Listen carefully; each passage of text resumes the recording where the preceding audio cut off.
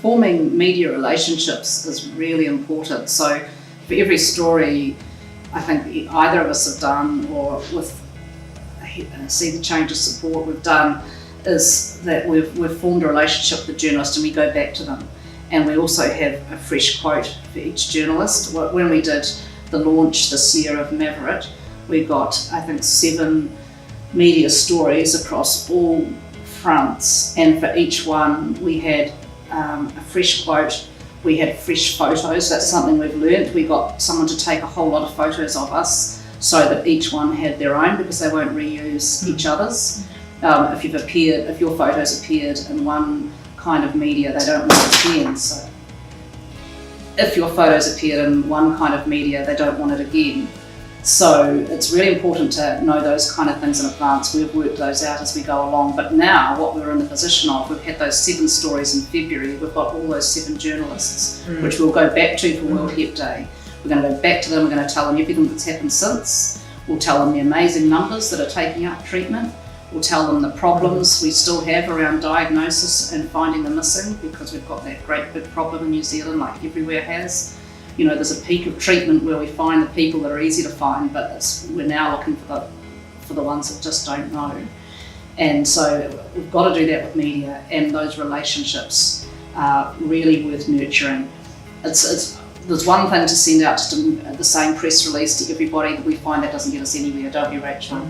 You've got to come up with this fresh angle each time, and one that's relevant to that particular agency, and so they feel they're getting their own special story. Yeah. And one thing that we've done this year, at the beginning of the year, we just mapped out the year, and so just looked at what are the key events. So for us this year, it was coming to the International Liver Conference, there's the World Hepatitis Day, and then there's another big event in November. So that for us gave us something to work around. We're looking to try and get some media every month, and so we can just plan and get a bit of a calendar going and know what we're looking for. It's the human stories, people who have had their own Hep C journey. This is what other people respond to. Finding those people, I have to say, is very, very difficult. I get given lots of names of people who are prepared to talk to me, but only a handful of them are actually prepared to go public with that. So I have to use them over and over again. But those are the kind of stories that resonate with people. They can see that it's not the stereotypical people that they expect to have Hep C. It's people like Hazel who survived, people like me who've survived, and that's it. But I have to keep coming up with new stories, new angles, which is sometimes difficult, because I'm just using the same people over and over again. And to keep up those relationships too. That's the very important thing. And reach new audiences all the time. That's the thing we're looking for. Mainstream audiences with different publications, different radio programs. In fact, next thing I'm thinking, I've got a woman who speaks Mandarin, who's just been cured. I'm trying to organise some Chinese radio stations, things like that, all sorts of covering all. But I just talked to her. I was at the bank before I came here, telling the bank teller what I do, and he said, "Oh, I've got a friend who's a radio DJ on a Bollywood station." I said, "Fine, well, I'll be getting in touch with him." It's every little avenue that we can possibly use, we use. And I've got to say, a big part of what amplified the voice and the credibility we had was once we got in under the structure with See the Change, and they wrapped around us and incubated us as an organisation, Hep C Action, as it's called in New Zealand, is very simple things like having a logo on the bottom of your signature. You write to a journalist and it's just Hazel from Gmail, it just goes into the maybe no pile. But you write to a journalist and it's Hazel from Hep C Action, and we have a little logo, or See the Change, or No Hep. You can get these logos and just simply paste them into your signature. That straight away gives you a much better credibility with the media person. They feel like they're dealing with someone that is going to remain professional and is going to keep in touch and kind of knows what's needed. I think getting that, just that very simple steps you can take to, I wish I'd known that 3 years ago, to have my signature look like I'm somebody.